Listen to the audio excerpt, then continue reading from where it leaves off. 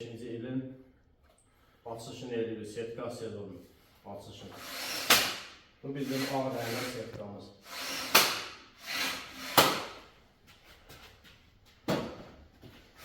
Bu bizim koy meşə setkamız.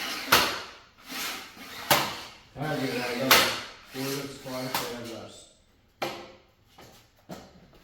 Bu bizim altın meşə karışmır. Çok rahat işləməsi rahat. Bunun bir özelliği var, besbaron.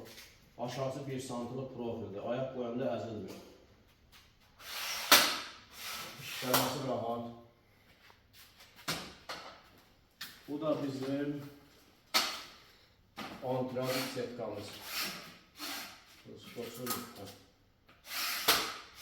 Pəncərə setkası. Buyurub sipariş verə bilərsiniz. Hər ölçüdə var, hər rəngdə var.